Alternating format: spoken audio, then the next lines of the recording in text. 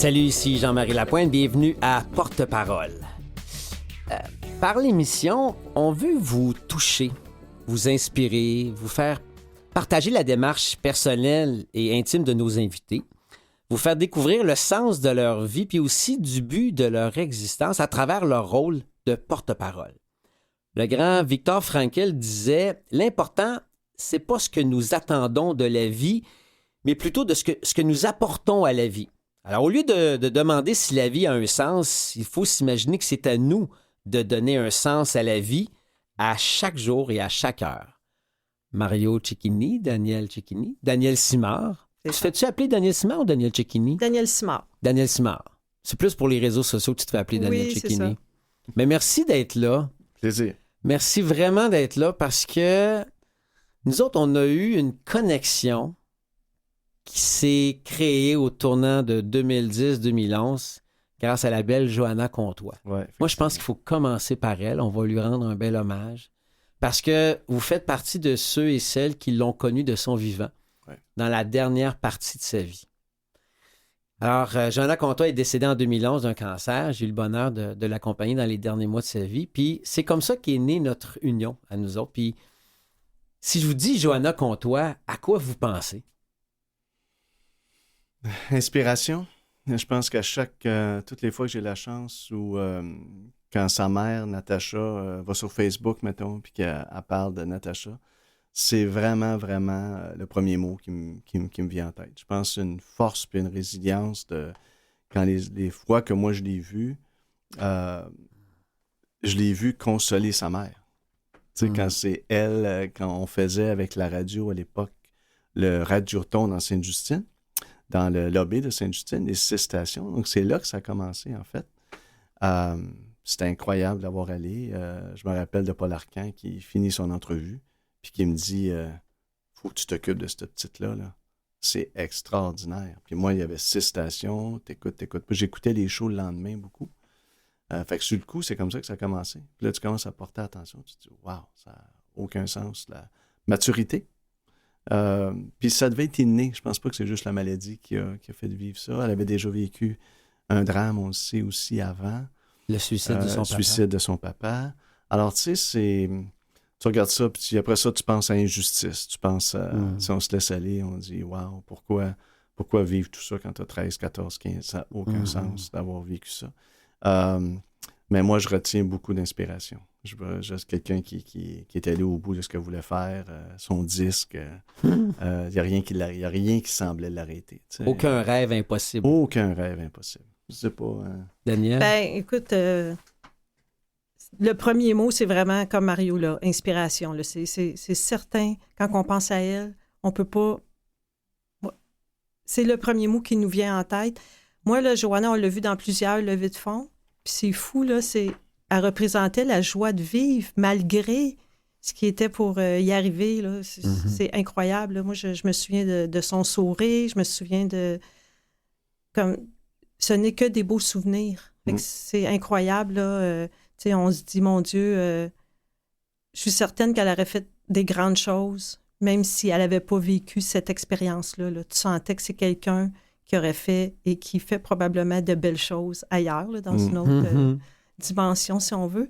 Ouais. Mais c'est ça. C'est sûr, c'est l'inspiration qui nous vient en tête. Mais déjà d'avoir lancé sa propre fondation à 13 ans, qui est devenu le Fonds Espoir, qui est un fonds de recherche dédié sur les cancers rares de la Fondation Sainte-Justine.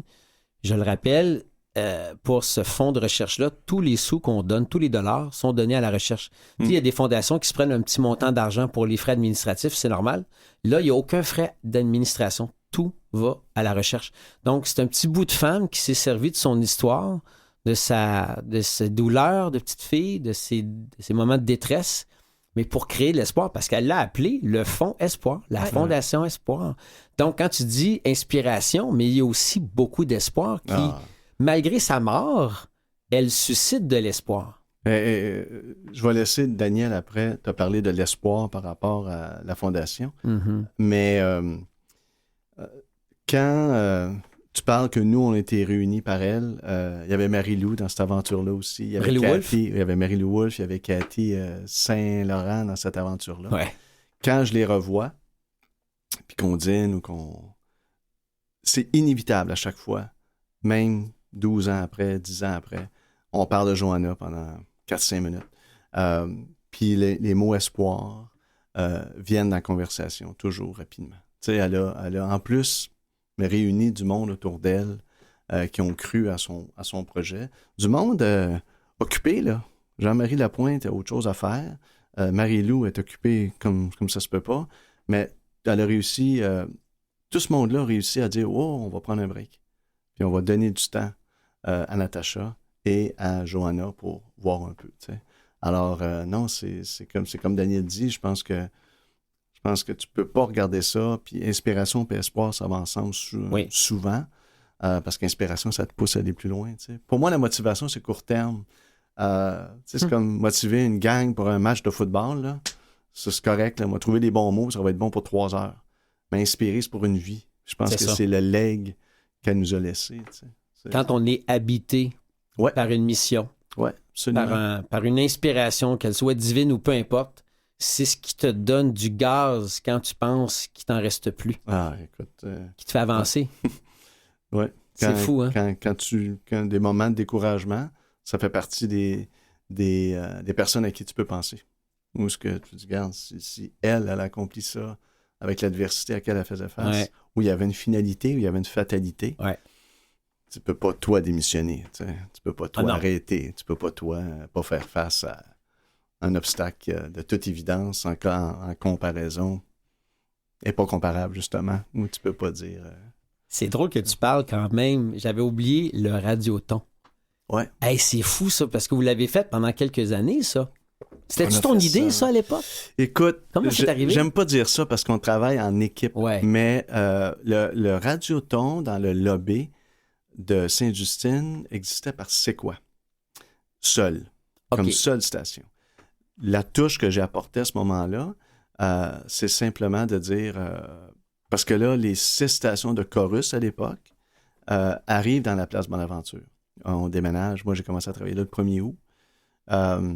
Radioton était 5 novembre, 6 novembre, toujours autour de ce moment-là. Alors, assez tôt dans le mandat, donc dès septembre, les meetings commencent. Puis ça me frappe tout simplement. Personne de l'extérieur, tu sais, qui arrive puis qui est un peu innocent. Pourquoi qu'on n'est pas 6? Ben, pas de place. Hein, pas de place. On va en faire de la place. On va prendre une table puis un micro. Puis des micros. C'est tout. C'est Sainte-Justine. Je veux dire, s'il y a une cause, c'est une cause qui rallie, c'est Sainte-Justine. Alors, c'est de même que ça a commencé. Puis on s'est retrouvé les 6 stations. Mais là, mais il y en a 2 qui sont anglaises. Pas grave. Mais le Montreal Children, pas grave. Il n'y a pas de langue là-dedans. On va faire autre chose pour le Montreal Children. Et ce qui est le fun d'un point de vue radiophonique, c'est quand on remettait le chèque vers 18h, 18h15, les 6 stations étaient simultanées. Donc, on parlait en anglais un peu, parce que le message était bilingue, forcément. On parlait un peu en anglais, c'est quoi? On parlait un peu en français sur CFQR, parce que tout le monde était connecté en même temps. Fait que, c'était pendant 7-8 minutes. Alors, ça a été... écoute, ça a ramassé 3,8 millions, je pense, sur les 5, en une journée, en 12 heures. Sur 5 ans? C'est une grande, grande fierté. Ouais, c'est une grande fierté. Quelle belle idée. Mais en fait, ce qui rallie les gens, au-delà de la business, de la radio et des communications, c'est un enfant malade. Absolument. Excuse-moi, mais ça rallie tout le monde. Ouais. Vous avez 2 filles. Ouais. J'ai vu les photos récentes, sont magnifiques. On touche du bois, elles sont en santé. Ouais.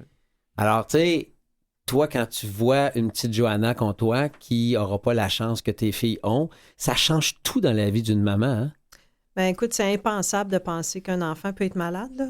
Oui, effectivement, on touche du bois, nos enfants sont en santé, on a des bonnes filles, là, c'est vraiment, on est proche d'elles. Puis, Samantha et Jessica, oui. Samantha. Qui sont grandes, là. Sont grandes, oui, 28 ans et 24 ans. Oui, 28 et 24. Puis quand tu es en santé, puis que justement, là, tout ce que tu as besoin dans la vie pour être heureux, c'est à ce moment-là que tu veux redonner. Tu sais, tu devrais redonner tout le temps, là, mais tout le monde a une certaine chance. Tu sais, l'être humain souvent regarde ce qu'il n'y a pas ou ce qu'il voudrait. Mais si on se mettait tout à regarder ce qu'on a, tout le monde est riche de quelque chose.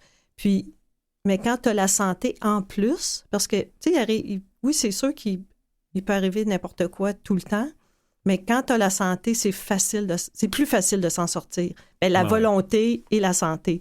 Mais fait, c'est très difficile de penser que tu peux avoir un enfant malade parce que c'est tellement innocent, c'est tellement, comme Mario a dit tantôt là, pour Johanna, c'est tellement injuste.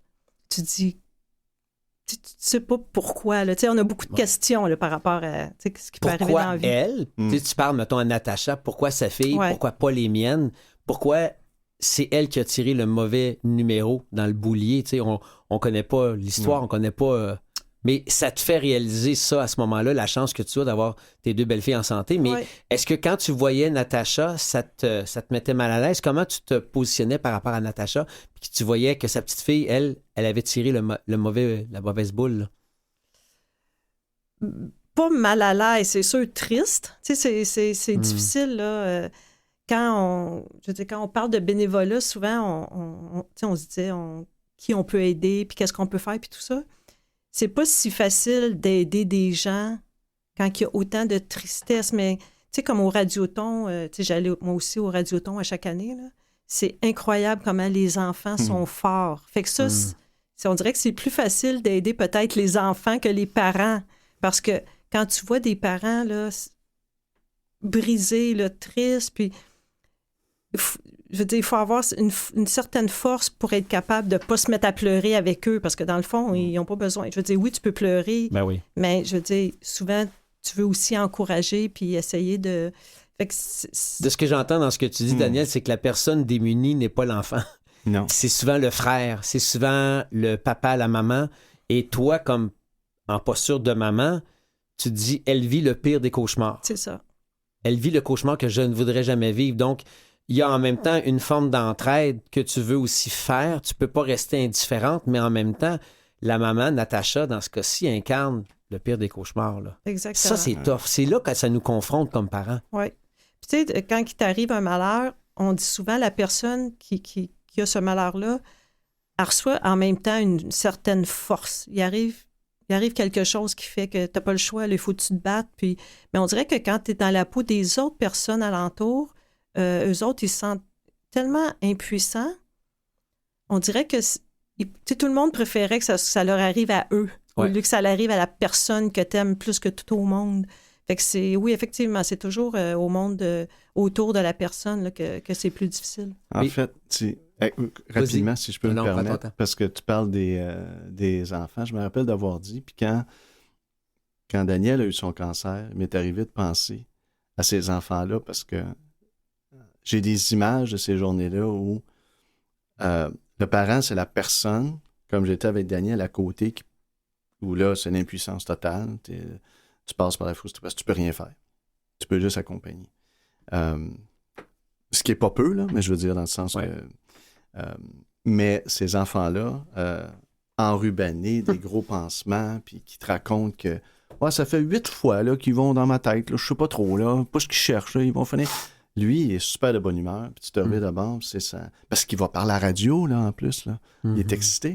Puis c'est sa mère qui a de la misère. Puis Natacha, c'était pareil. Cette entrevue-là, elle était littéralement rayonnante. Puis je me rappelle qu'elle est sortie d'entrevue, puis quand je te allé me présenter, puis on jase. Puis elle dit, vous êtes sûrement en position de m'avoir des billets pour Lady Gaga. Johanna t'a collé ça. Ah, absolument. Oh, wow. J'ai dit, puis absolument. J'avais aucune idée comment, mais j'ai dit, ils vont m'arranger pour en avoir. Puis Arcan est venu me voir, m'avait dit, t'es mieux d'en avoir des billets pour elle. Mais malheureusement, parti au mois de février. Puis là, je suis au mois d'avril. Ça m'a toujours resté. Ça, c'était une frustration pour elle. Mais écoute, des histoires comme ça, un enfant qui avait malheureusement un trouble au foie, tu sais, le teint vert, pas difficile, là. Puis qui jase avec Ron Fournier, puis qui parle des échanges, puis qui critique le coach des Canadiens, puis qui connaît ça pour le... Tu sais, on leur a fait... Ils ont vécu des moments où tu dis, s'ils peuvent oublier ça pour quelques minutes, moi, nous autres, on n'a pas le droit de se laisser aller. Et c'est là que ça donne un sens à nos jobs 100%. Dans les communications. Parce que tu disais à micro fermé tantôt, Daniel, que tu travaillais à TQS, tu travaillais aussi dans les communications. vous êtes un peu rencontrés comme ça. Assez cassé, oui. Assez cassé à la radio. Donc, quelque part, quand tu es un boss de la radio, puis tu vois une petite Joanna comme ça qui s'illumine derrière le micro ou devant la caméra, et on pouvait pas dire non à Joanna. Je veux dire, moi, j'ai eu le même élan que vous avez ressenti. Qu'est-ce que je peux faire pour elle? Ouais. On s'est tous et toutes dit ça, toute la gang. Et on l'a tout fait, à notre façon. Tu as tantôt parlé de Cathy Saint-Laurent, qui a quand même une boîte de design, sa compagnie. Elle a dessiné avec Joanna une robe pour elle. Bon. Plein de gens ont voulu faire de quoi. Alors, c'est là que tu te dis, en plus que Paul Arcand qui te dit tu vas faire de quoi avec elle, si Paul te dit de faire de quoi, plus tout le monde, tu te dis c'est sûr. Alors, c'est là que tu te dis, servons-nous de notre réseau pour faire du bien. Absolument. Absolument. Puis tu l'as bien dit, quand tu as la chance là, d'être patron puis de diriger un peu les activités. Je l'ai vécu avec les Alouettes récemment aussi. Et je veux dire, les souvenirs que je garde de ces emplois-là, Sainte-Justine, c'est gravé à vie. Les yeux qui s'illuminent quand un jeune, quand on sortait avec les joueurs, puis tu arrives à Noël récemment, là, tu vas porter des cadeaux dans les endroits où ils sont moins favorisés. Surtout avec les joueurs de football, là, qui sont immenses. Puis le petit pit a 7 ans à côté, ça a vraiment l'air du géant à côté. C'est ça les beaux souvenirs. C'est ça, c'est le bien qui est amené, puis les gens ne le voient pas assez. J'ai été très touché quand on a eu une défaite crève-cœur à l'Action de grâce. Puis vraiment crève-cœur. Il fallait gagner ce match-là, puis on l'a perdu, puis le stade était plein. Puis tout de suite après, il fallait aller à Mission Bon Accueil. Daniel était avec moi aussi, on est allés. Tous les joueurs qui devaient être là sont venus. Ouais. Puis ça aurait été facile là, de dire on y va pas, ça aurait été facile de dire... Servir de la bouffe pour nos gars dans la rue. Là. C'est ça la mission. Oui, effectivement, exactement, excuse-moi. Puis ça aurait été facile aux gars de canceller puis de dire écoute, je fais le pas, je fais ci, Ils ont tous été là, ils ont tous été sourire aux lèvres. Tu sais, à un moment donné, ça remet tout en perspective. Alors, quand tu as la chance de le faire, il faut t'assaisir. Ben, là, tu viens de nommer ça. Oui, Daniel? Non, mais c'est drôle parce qu'on parle de Joanna aujourd'hui, puis à Noël, je pensais pas qu'on viendrait ici puis qu'on parlerait de Joanna, mais dans une des levées de fonds, il y avait plein de toutous qu'on a achetés de la Fondation Espoir. On a acheté, nous autres, moi puis Mario, on a acheté plein. Puis là, on a notre filleule qui va avoir des petits jumeaux. Je suis un peu émue, là, mais... Puis c'était les 2 derniers toutous, là, mais tu sais, à chaque fois qu'il y a un bébé qui vient qui s'en vient, on offre un petit toutou de la Fondation Espoir, puis c'est comme un peu comme si Joanna continuait de vivre, là, à travers tous les bébés qui arrivent dans nos vies, puis là, ben c'est ça, les petits jumeaux, là, j'ai donné les 2 toutous à Noël, là, mais ils vont arriver au mois de juin. Le petit caramel. Oui, c'est ça. Le toutou. En fait, il faut expliquer, caramel, c'était qui pour Joanna? C'était son toutou qu'elle avait pendant ses traitements de chimio puis de radio. Et c'est comme son petit toutou de réconfort. Parce qu'on sait que le toutou, quand l'enfant touche son toutou, le flatte, ça l'amène à vivre un peu de réconfort, de douceur. C'est pour ça qu'on a fait ce toutou-là. Donc, c'est ce que tu as offert, le toutou. C'est ça. Fait que là, je sais pas s'ils en vendent encore, mais nous autres, on avait acheté une grosse quantité. Puis, mais c'est ça. Fait que c'est de dire que, tu sais, dans le fond, sa vie se poursuit à travers d'autres beaux événements puis d'autres belles choses qui arrivent dans la vie. Tu sais, je vous écoute parler, puis j'écoute l'exemple de ce que tu as donné tantôt à tes gros mastodontes de joueurs de football qui, malgré une défaite, s'en vont faire du bénévolat à la Mission Bon Accueil ou peu importe l'endroit. On ne sait pas ce qu'on dépose dans le cœur d'un jeune. Quand on visite, mettons, Sainte-Justine ou le Children, et qu'on soit une vedette de hockey, de football, de soccer, peu importe, et les jeunes nous regardent avec des grands yeux d'admirateurs, puis ils trippent, puis ils se sentent importants. Ouais. Mais ce que les adultes ressentent, nous, ce qu'on reçoit en retour, c'est incroyable. Qu'est-ce que les gars te disent quand ils viennent faire du bénévolat avec toi? Écoute, c'est pour ça qu'ils le font. La plupart vont dire... Je parlais encore à un joueur ce matin, puis... que j'avais pas parlé depuis le départ. C'est un Américain qui est retourné, puis il a hâte de revenir. Puis il me dit, écoute, on parlait un peu de ce qu'on a vécu, nous, ensemble. C'est un joueur où j'avais développé une relation très particulière. Puis c'est ce qu'il a souligné. Il était à Bon Accueil, il est venu à 2-3 événements. Et Et il était... C'est ce qu'il se rappelle, tu sais, comme spontanément. Mhm. Alors, de laisser ce message-là, pour moi, c'est très, très, très gratifiant, c'est valorisant. Je me rappelle le nombre de commentaires que j'ai eu de parents qui ont dit « Un de vos joueurs est allé parler à mon fils dans une école. Il m'en parle encore. » Puis aujourd'hui, il a 24 ans ou 25 ans. Ça, c'est marquant. Moi, je suis allé avec un joueur dans une école près de Sherbrooke parler de bullying puis tout ça. Avec une démonstration que je fais. Puis, alors, tu sais, c'est... Puis là, il y a des parents qui m'ont texté. Il y avait un jeune en particulier que j'étais allé pour lui qui se faisait bullier à l'école dans l'autobus parce qu'il bégaye. Et moi, c'est peut-être, je l'ai déjà dit en public, mais moi, j'avais ce problème-là. J'hésite encore une fois de temps en temps. Alors, ça me touche directement. Puis, il n'y a rien de plus gratifiant, le petit Nathan qui s'appelle. Il n'y a rien de plus gratifiant quand tu réécris à sa mère 2 semaines après, puis le bullying a arrêté. Parce qu'avec le joueur que j'étais, on l'a visiblement touché. Ça a pris... Tout le monde? Tout le monde, c'était toute l'école qui était présente. Alors, tu sais, on n'a rien fait d'extraordinaire, c'est comme tu dis. Mais tu juste prends conscience qu'il y a une certaine figure d'autorité associée à des logos sportifs ou à des équipes sportives ou à des célébrités. Ouais. Puis, nous, à l'intérieur, il ne faut pas se prendre pour un autre, là. Mais il faut être conscient de cet impact-là que ça peut avoir. Attends une minute, je t'arrête. Par contre, quand tu dis c'est rien d'extraordinaire, c'est extraordinaire c'est-à-dire que... d'avoir arrêté du bullying dans une école, excuse-moi. C'est-à-dire que... Oui, mais ce que je veux dire, c'est que c'est une demande de temps. Puis il faut le trouver, le temps. Mais comment tu l'as démontré, sans aller trop dans les détails, comment tu fais la démonstration avec le joueur de football qui est peut-être 2 fois ta grosseur? Mais en fait, j'y vais. Il y a 2 choses que je fais. D'abord, je leur demande de fermer, d'être... imaginez-vous que vous êtes au cercle. Je leur demande de fermer les yeux, évidemment. Et là, vous êtes au centre, puis il y a un cercle autour de vous, puis tout le monde rit de vous. Là, je leur laisse digérer ça. Comment vous vous sentez? Là, tous les plus jeunes répondent rapidement leurs émotions.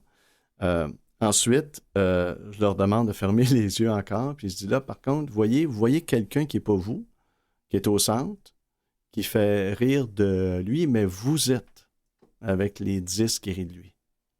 Comment vous vous sentez? Oh, wow. Là, évidemment, c'est la honte, pourquoi je fais ça. Puis là, j'ai dit, qu'est-ce que vous dites à votre mère 24 heures après, quand le directeur a appelé pour dire que j'ai fait ça dans le cours d'école? Je pense que ça frappe à un certain âge. Puis après ça, j'ai un briquet et un grand briquet que je mets dans l'eau, que tu as peut-être déjà vu. Oui, je le connais. C'est beau, ça. Mais tu peux les raconter. Mais c'est-à-dire qu'on met le briquet à l'eau en disant, ça, c'est des insultes, ça, j'ai été poussé, ça, je me suis fait traiter de whatever, de plein de noms. Fait que là, évidemment, quand tu cliques, la flamme ne sort pas. Ouais. Fait que j'ai un plus grand briquet. Tu dis votre rôle maintenant. Puis là, tu fais juste mettre le briquet au-dessus parce que le gaz sort quand même. Puis là, la flamme reprend. Fait que j'ai dit, tu viens aider. Wow. Puis j'ai vu les enfants, tu sais, c'est... Ah, c'est beau, ça. Alors, c'est des démonstrations pour ces âges-là qui sont frappantes, tu sais. Mais je veux dire, ce que je veux dire, parce que c'est pas extraordinaire, c'est quand tu as la chance de le voir, d'être demandé pour faire ça. Puis comme Daniel dit, ça devient un devoir. Tu sais, ça devient un dû, ça devient un retour. Tu parlais de le sens qu'on veut donner à notre vie ou le sens qu'on veut donner, nous, le sens qu'on veut y donner. Il y a de l'empathie là-dedans, il y a de la compréhension, il y a de la bienveillance. Ouais. On est gâté par la vie malgré ce qui est arrivé à Daniel. On a nos filles en santé, notre famille élargie. Tu sais, tout, on n'a pas de gros problèmes. Alors, c'est encore plus... C'est pas par culpabilité, hein? C'est vraiment juste de réaliser qu'on est chanceux. Fait que si quelqu'un te demande 3 heures, 2 heures, 1 heure de ton temps, faut que tu y ailles. Tu le fais par élan de cœur. Puis quand tu es devenu le président d'honneur de notre levée de fonds pour Johanna Comtois, on s'adressait à un homme occupé et on savait que les choses allaient arriver. Je veux dire, tu as même fouillé dans tes poches pour qu'on fasse un chiffron, pour qu'on puisse avoir un beau chèque, là, X montant d'argent que j'ai pas besoin de nommer, mais c'était quand même un gros montant. Mais probablement que tu as une très grande bonté à l'intérieur de toi qui est là et qui attend juste des occasions pour la mettre en brillance. Écoute, t'es gentil de dire ça de cette façon-là. Moi, je peux confirmer que oui. Mais c'est sûr que tu peux pas. J'imagine qu'il y a un côté inné, un côté de l'éducation, il y a un côté de peut-être le fait que le bégaiement m'a amené beaucoup là aussi, à avoir beaucoup d'empathie, si on veut, pour les autres.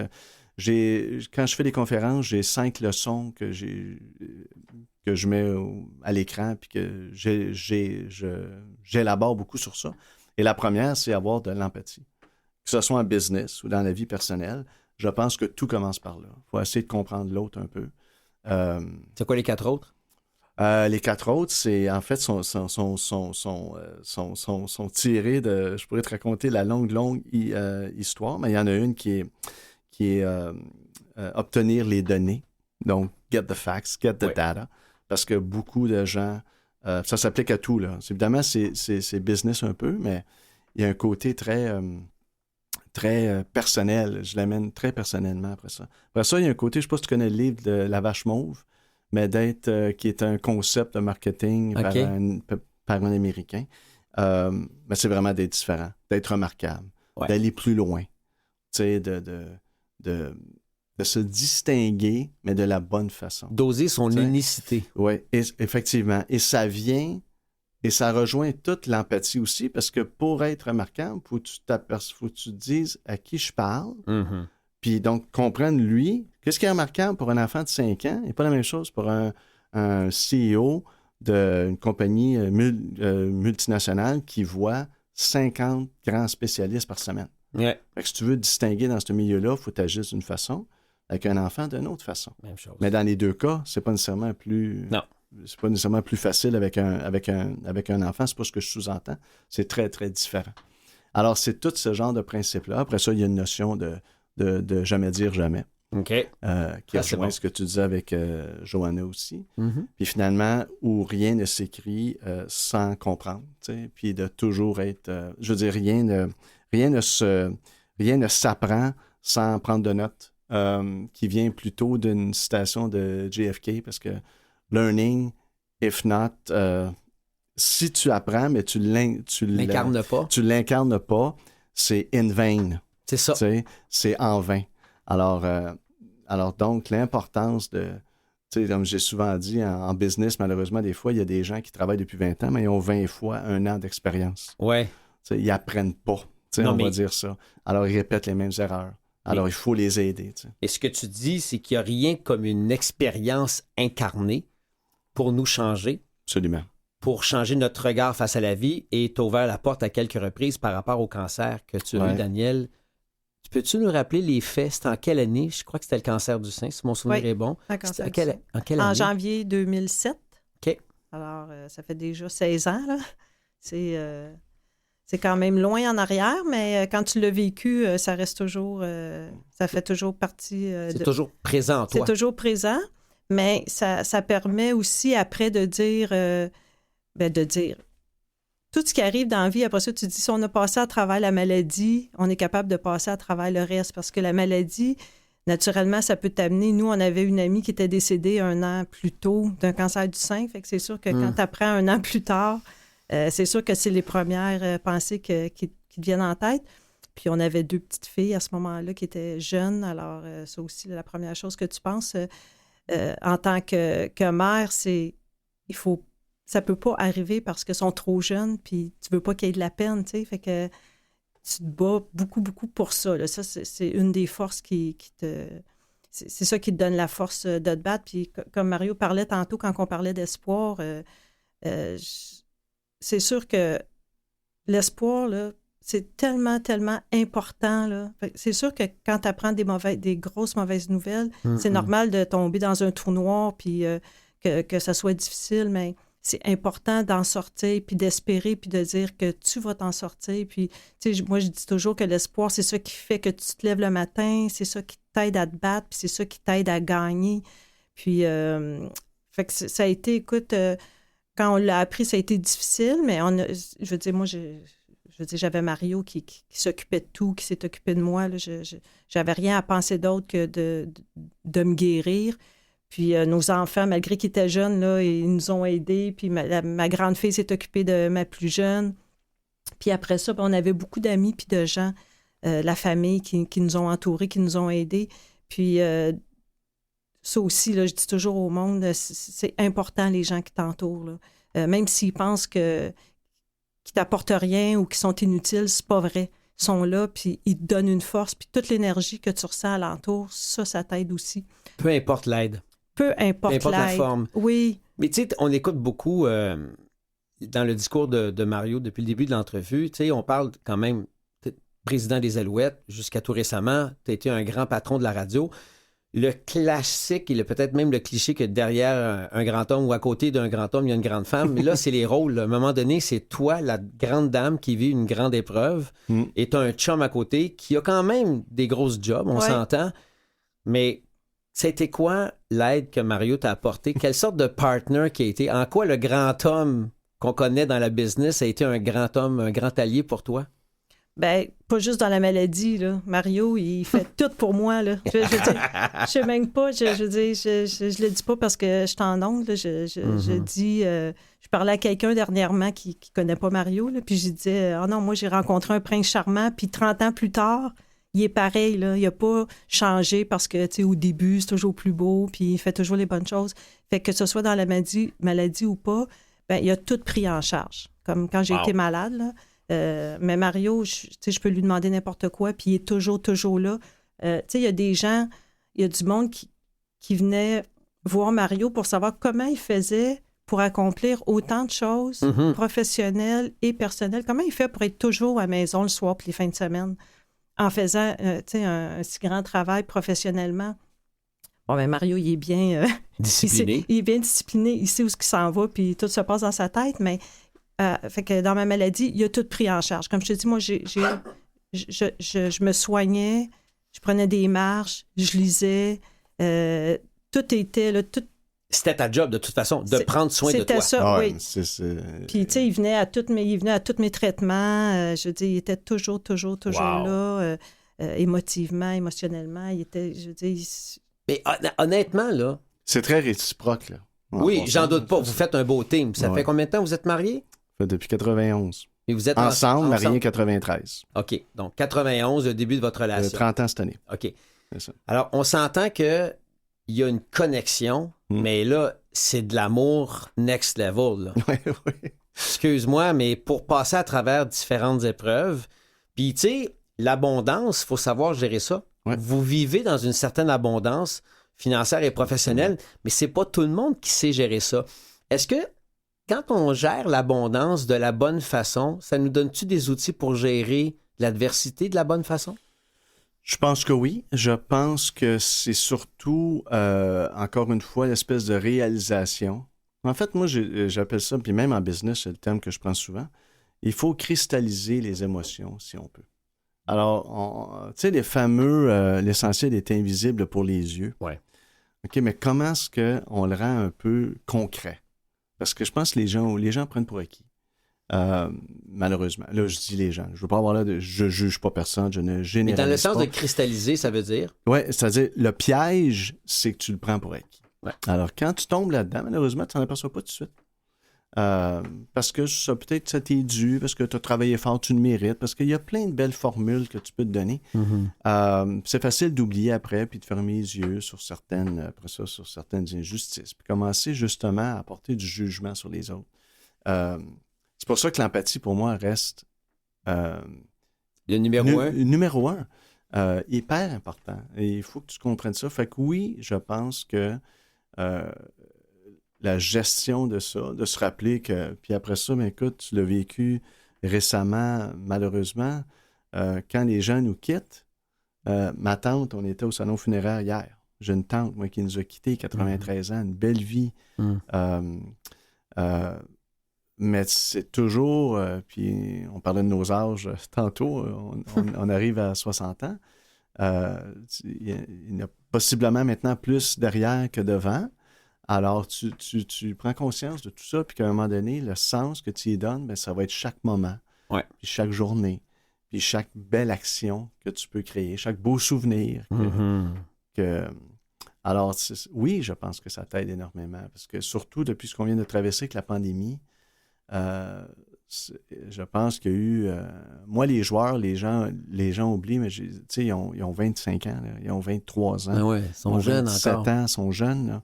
Ils ont beau peser 350 livres, ils sont jeunes. Alors, ils ont vécu, puis malheureusement, dans le sport, tu joues pas, t'es pas payé nécessairement. Tu sais, tout ça, là, ça a été difficile à expliquer tout ça, puis fait que tout ce qu'on a pu faire pour les aider, fait que ça m'a ramené ailleurs. Tu sais, des gens qui peuvent pas... Moi, j'ai eu la chance de continuer à travailler. On était obligé de dire à des gens, vous êtes temporaire à la maison, on est obligé de dire aux joueurs, il n'y a pas de match. Il faut réaliser l'ampleur de tout ça. Fait que, oui, ça m'a aidé à gérer ça, je pense, de la meilleure façon que je pouvais avec les outils que je me suis donnés.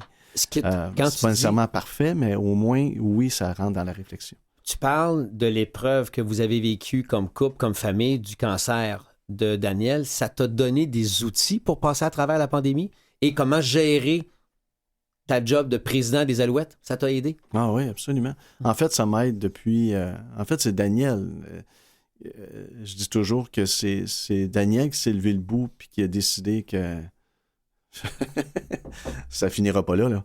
Ah ouais. C'est elle qui nous a dit c'est un wake-up call, puis on va prendre soin de nous.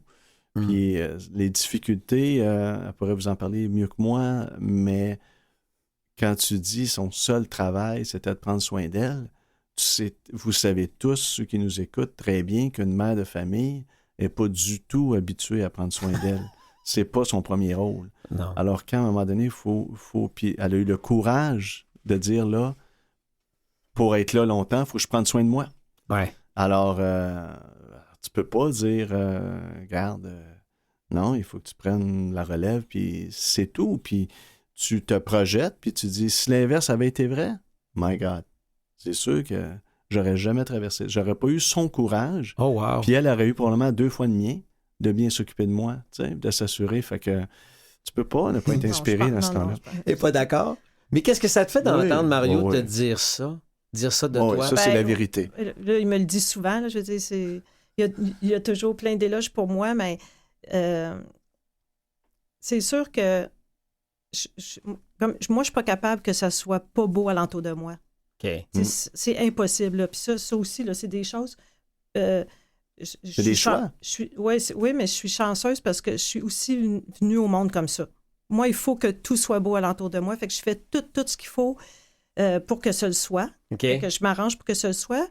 Puis là, je me rends compte, comme Mario disait, avec la COVID et tout ça, je me rends compte que les gens ne sont pas nécessairement tous comme ça.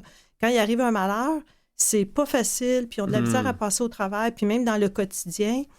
Puis c'est pas de leur faute, là, ils sont faits comme ça. Fait que c'est sûr que ça a été ma plus grosse épreuve. Fait que ça a été très difficile, mais un coup, la journée que je me suis dit, il faut que je m'en sorte, après ça, c'était fini, là. Il n'y a pas de pleurs, il n'y a pas de je fais pitié. Il n'y avait pas d'autre plan de match. Il n'y avait pas d'autre plan de match. C'était juste, on est heureux. Puis, tu sais, l'année s'est passée vraiment bien dans le sens que j'allais à mes traitements. Puis, tu sais, j'ai une de mes filles qui ne voulait pas me voir, pas de cheveux. Fait que je me mettais un foulard quand je n'étais pas dans ma chambre parce que pour elle, c'était plus difficile. Elle est plus anxieuse que... Puis... Mais il y avait de la dignité en toi, malgré tout, de rester comme une femme et aussi de bien paraître pour ta fille, pour lui éviter de vivre de l'anxiété puis de la peur. Donc, ça va à ça. C'est à ça que tu fais référence, que tu as fait une belle job de pas juste être une femme qui avait un cancer, qui allait prendre soin d'elle, mais tu protégeais tes petits à travers ça. Non, ça c'est sûr. Puis, tu sais, même, je dis, ma mère, mais tu sais, le monde, c'est fou, là. Il y a du monde qu'il faut que tu consoles, là. Il y a du monde qui se met à pleurer, là, parce que quand je leur disais, là, parce que c'est impensable. On dirait que, je sais pas pourquoi, j'ai l'impression que je connaissais personne qui avait un cancer avant moi. Puis tout le monde alentour de nous, on dirait que j'étais la première. Je veux dire, on était chanceux, il n'y avait pas de maladie dans notre famille, chez nos amis, puis fait que tout le monde est... Tu sais, j'avais 43 ans à ce moment-là. Comme tout le monde était sous le choc, là. Fait que des fois, il faut que tu consoles le monde, puis tu leur dis, non, je vais être correct, là. Il y a du monde qui pensait que, plus que moi, que j'étais pour mourir, là.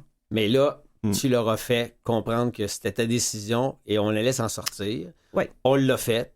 Je pas si vous entendez, on a un petit thème musical qui annonce une petite transition, mais le problème, c'est que là, on vient de briser un record de toutes les émissions qu'on a faites. Habituellement, on arrête à 25-30, mais là, c'était trop bon. On arrête à 40 minutes. Là, on va faire une petite pause parce qu'on a la deuxième portion de l'entrevue qui s'en vient. Ça marche. Alors, petite transition musicale, on respire, puis on vous revient. Vous êtes en compagnie de Daniel Simard, Mario Cecchini. Vous êtes avec Jean-Marie Lapointe à l'émission Porte-Parole. On vous revient dans quelques instants.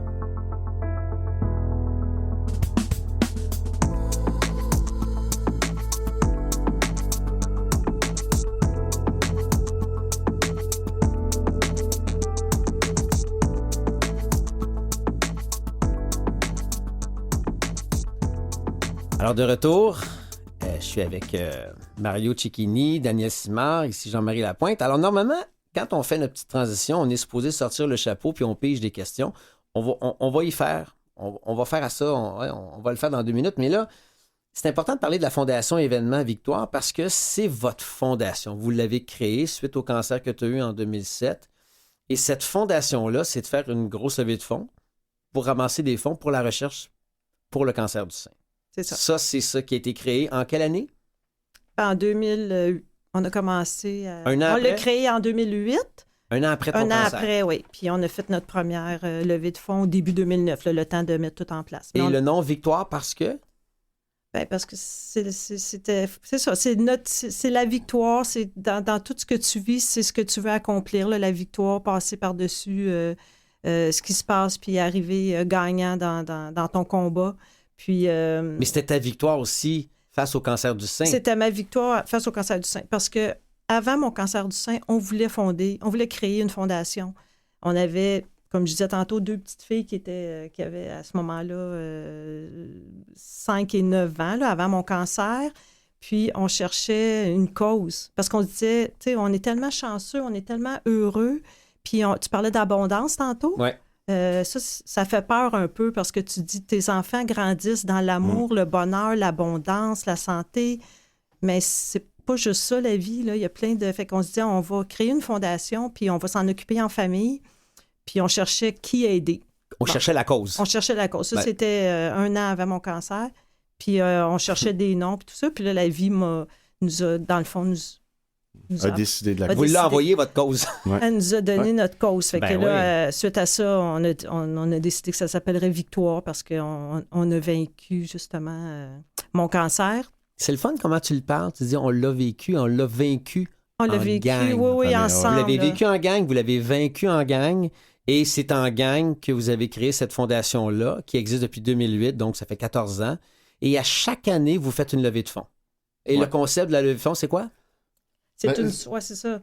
C'est-à-dire qu'on a pris une pause depuis la pandémie, malheureusement. Puis Daniel s'occupe de sa maman, surtout en particulier. Mm-hmm. Mais le concept, ça a été en fait ce qu'on a fait 14 événements, donc 10 concerts intimes. Intimes avec 400 personnes, dans le sens, mais quand même pas dans une ville qui était à Candiac où on habitait. Fait que c'était devenu un peu, Daniel a su créer l'espèce d'happening de la ville. Là. Tout le monde voulait y être. Le milieu a aidé beaucoup.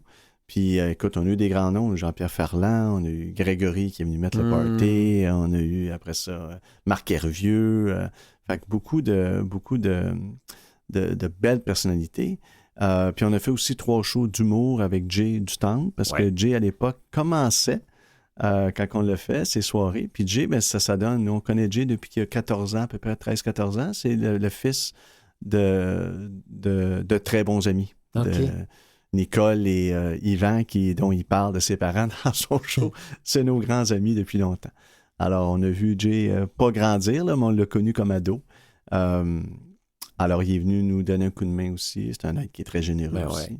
Alors, donc, 3-4 soirées d'humour, 10 concerts. Et l'argent amassé va... Oui, alors va à la Fondation du cancer du sein du Québec. Moi, suite à ça, j'ai embarqué sur le CA aussi. Je suis encore sur le CA de la Fondation du cancer du sein du Québec. Mm-hmm.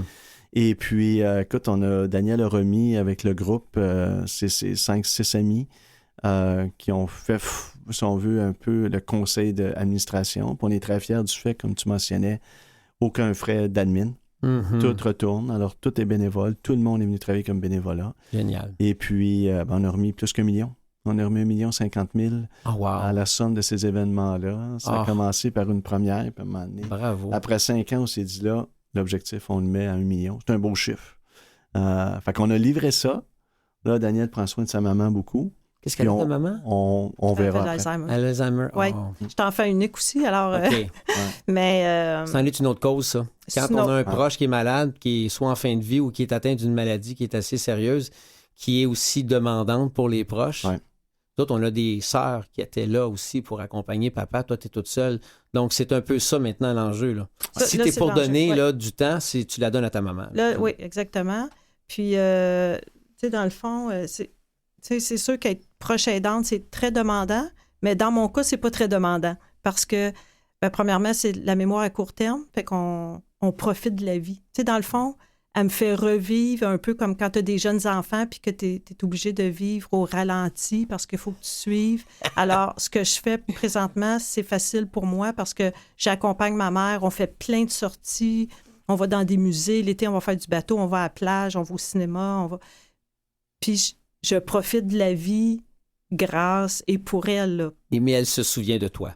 Ah oui, c'est ça. Là, c'est un peu comme papa, si tu me permets, une petite aparté, c'est que papa aussi avait une forme de démence et c'est sa mémoire à court terme qui était sweet fuck all. Par contre, sa mémoire long terme était toute là. C'est ça. Et disons, on a tiré le bon numéro, si tu me permets.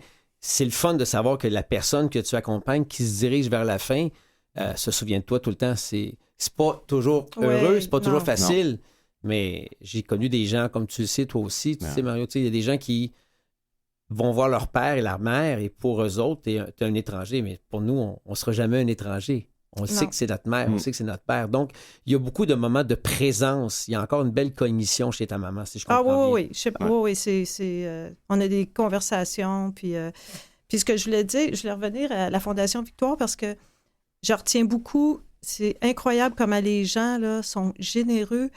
Il y a beaucoup de monde qui veulent aider. Ils ne savent pas comment. Puis là, quand ils voient, mettons, comme nous, on faisait ça à Candiac, fait que tous les gens à Candiac nous ont aidés.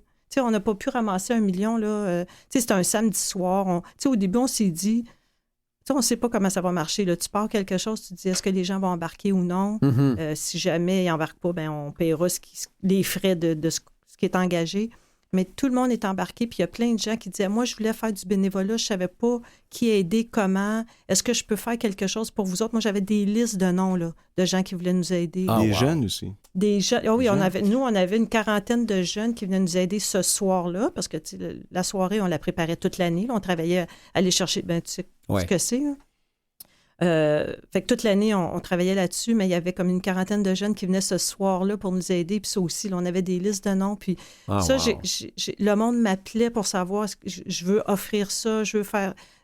Moi, là, j'en revenais pas, là. Puis même, quand on allait chercher des commanditaires, il y a plein de gens qui disaient, ben j'encourage déjà une autre cause, mais ils nous remerciaient pour ce qu'on faisait. C'était juste... On dirait que c'était juste des belles choses qui sont ressorties de ça. Là. C'est vraiment... Tu sais, puis je disais toujours au monde, tu sais, oui, on aide les gens, mais ça m'aide moi comme si mon cancer n'est pas arrivé pour rien. Là, tu sais, c'est comme si ça m'avait donné... C'est peut-être dans la notion de l'expression « un cadeau mal emballé ». Le cancer... C'est peut-être un cadeau mal emballé. Surtout que c'est pas le fun au début quand tu le déballes, mais si tu regardes 5, 10, 15 ans plus tard, tu sais, c'est arrivé avant le décès de Johanna. Vous avez rencontré Johanna, tu étais encore dans le célèbre 5 ans de la rémission du cancer. Et vous avez toujours continué de donner, vous êtes toujours présent, mais la vie vous envoie aussi d'autres beaux cadeaux. Ouais. Vous avez 2 belles grandes filles, d'autres beaux mandats. Moi, je ne suis pas du tout inquiet pour vous deux, ni toi, Daniel, ni Mario. Je sais qu'il se passe beaucoup de choses dans l'actualité de ta carrière. Mais parlant de surprise, dans le petit sac que j'ai ici, qui est Matuc du défi 28 jours de la Fondation Jean Lapointe, j'ai plein de petites questions. Alors là, vous allez piger là-dedans à tour de rôle. Tu veux qu'on pige? Pogne-en une. Daniel t'en prendra une. Et là, tu vas la lire à haute voix. Daniel, prends-en une toi aussi. Et là, allons-y. C'est moi qui commence? Ouais, go. Ta plus grande peur? Eh boy! Eh boy! Ben écoute, je pense qu'on l'a dit tantôt. C'est du c'est du mal aux gens que j'aime. Tu sais, s'il fallait qu'il arrive quelque chose à mes filles ou à Daniel en ce sens-là, c'est quelque chose qui me fait peur parce que tu sais pas comment tu pourrais réagir ou quoi que ce soit. C'est vraiment ça.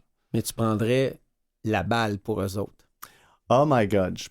En fait, instantanément, je suis porté à dire oui. Tu sais, c'est sûr que quand Daniel a eu le cancer, tu t'envoies tout seul dans ton auto et tu te dis pourquoi pas moi. Ouais. Parce que tu penses toujours, pour moi, moi j'ai écrit un document en recherche professionnelle à l'interne de Télémédia en 96 qui s'appelle Le pouvoir des femmes. Ça m'a beaucoup éclairé parce que pour moi, la mère, c'est le nucléus.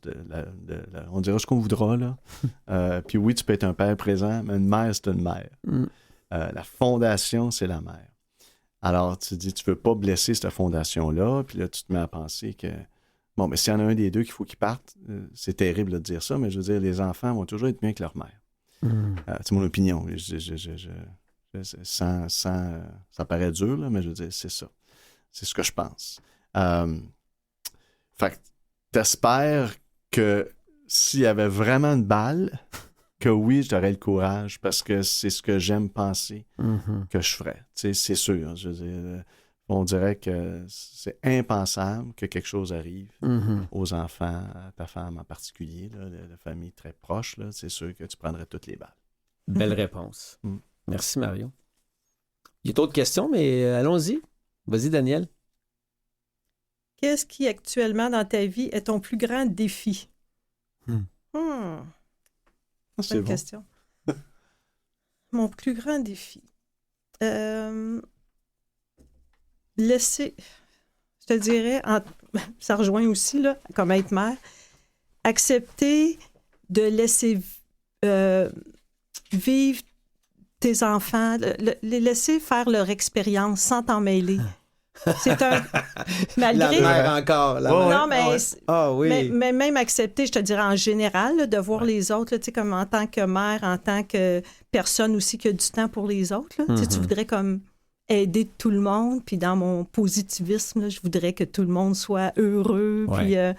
Puis tu sais, on est chanceux parce que, comme je disais tantôt, on a 2 bonnes filles, là, que tu sais, ça va bien, puis tout ça. Mais tu sais, je veux dire, la vie, c'est la vie. Là, il arrive des choses, puis moi, je voudrais qu'il n'y ait pas de déception, qu'il n'y ait pas de tristesse, qu'il n'y ait pas de... Mais c'est impossible. Puis il faut qu'ils vivent en plus.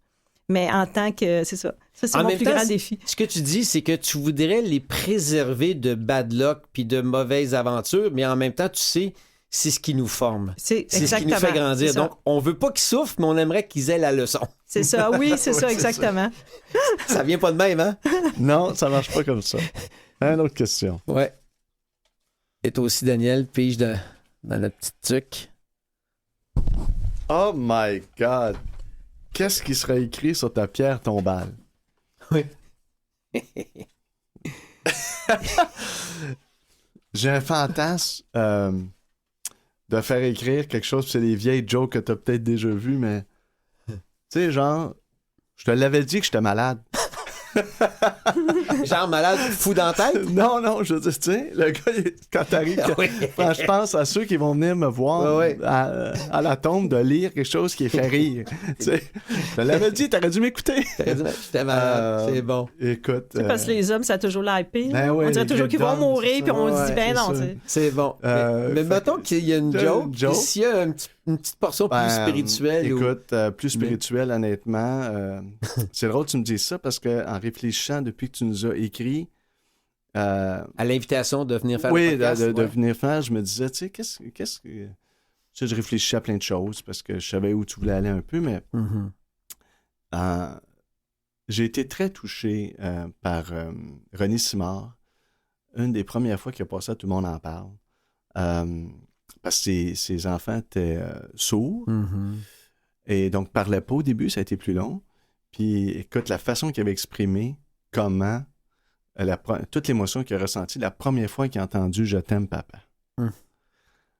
Et ça m'a touché énormément. Puis, je pense que s'il y a un souvenir à laisser, c'est que j'ai été correct ou que j'ai bien fait ça avec ma famille, avec ma femme et avec mes 2 filles. Si eux sont fiers, the job is done. T'sais. Je pense que c'est un peu ce que... Donc, ce qui serait écrit sur ta pierre tombale, c'est « The job is done ». Écoute, si je le formule, là, donne-moi 3 secondes, je te dirais, si mes filles et ma femme sont fières, je pars heureux. Oh, que c'est beau, Quelque chose ça. comme ça. Oh, wow. Comme ça. Ouais. Mais on dirait que tu te prépares à ce que ce soit ça qui soit écrit. Écoute... Tu t'enlignes vers ça. Ça dépend de la façon que tu penses, mais moi, j'ai toujours travaillé avec... on parle d'objectifs, moi, je prends toujours la finalité. Ouais. D'ailleurs, je suis fatiguant avec ça en business. Je dis toujours, qu'est-ce qu'on veut à la fin? Ouais. Puis là, on va reculer. Ouais. Fait que si tu veux être heureux à la fin, si tu veux que ça soit écrit sur ta pierre tombale, ben, faut que tu fasses des actions en conséquence. Alors, donc, ça te guide, tout simplement. Daniel? Ben, tu vois, pour suivre à ce que Mario a dit, après que j'ai été guérie de mon cancer, j'avais justement dit à mes filles, puis à Mario, là, je suis guérie, puis tout est beau, là, mais si jamais je mourais aujourd'hui, là, parce que, tu sais, dans la vie, écoute, j'ai eu tellement une belle vie, là, que j'ai déjà tout eu ce que je voulais. Je serais morte heureuse, là, fait que... En tout cas, juste pour faire un... Donc, ma question, tu aurais fait quoi en deuxième choix si tu ne faisais pas le travail actuel? Alors, moi, j'ai toujours dit que j'aurais aimé être psychologue.